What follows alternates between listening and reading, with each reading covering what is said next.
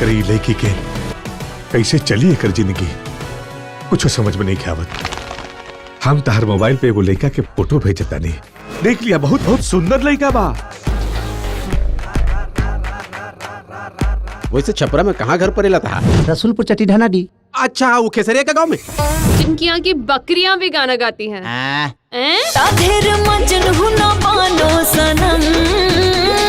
Mummy कसम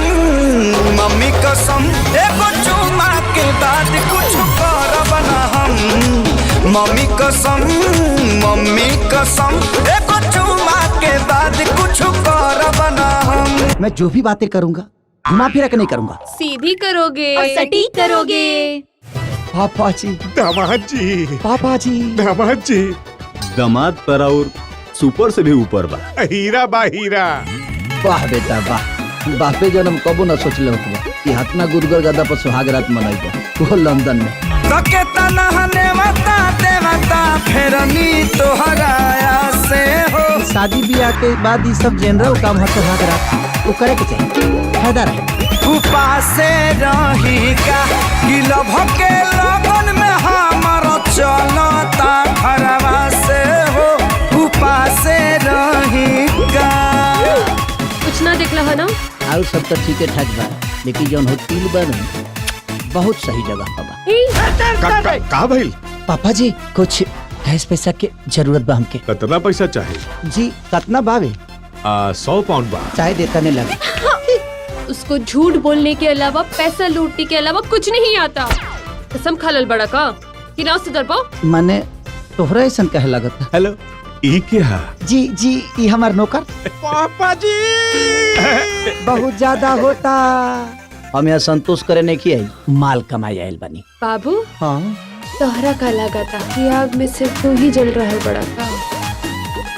madam कहीं तो के हमसे प्यार वार तो नहीं ना हो गई? मस्ती में होके मन खो जाता वे हर क्षण। केहू होई तैसन जेके बनैती सजन।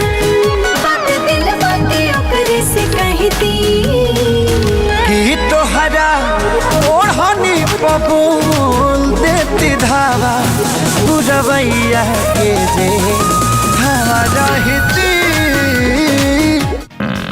टॉयलेट की बदबू कहाँ से आ रही है? मत मत कर जो। ये हमार प्रॉपर्टी के पेपर बा जे हम तोहरा और दामाद जी के नाम कर दिले बनी। बैंक अकाउंट से 5 लाख पाउंड के ट्रांसफर। और ये बैंक ट्रांसफर भी उहे करावले बा पापा। बहुत तकलीफ के लिए बड़ो तू हमरा के, हमारा सारा अरमान पर पानी फिर दे। चलते समझना पैसे के अलावा कुछ ना दिखलो तोहरा। कब भुलाए। ऐसे मत करी चाचा जी, हमरा बहन के जिंदगी बर्बाद हो जाए। कहाँ लेके आई हाय जिंदगी। कहाँ लेके आई। 2 लाइन तो इंग्लिश में नहीं बोल सकत, अपनी औकात में रहा। हमरा के कुकुर खानी जा रही हो, हमरा दुख होला।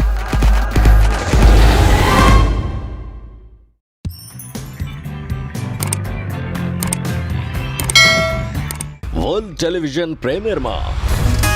हे देवी मैया, हमार 2 घर बा, एगो राउर मंदिर और दूसर हमार घर। तो आपन नजर हमरा घर पर हमेशा बनवले रखिया। तो बेटा बाप की जिम्मेदारी अपना कंधा पर उठा लेला ना, तो बहुत सुकून मिलेला। हमरा सामने 2 जीवन बा, अगर हम बाप बनता नहीं तो हम पति ना बन सके। अपना एह परिवार के ऊपर हंस के जान लुटाए।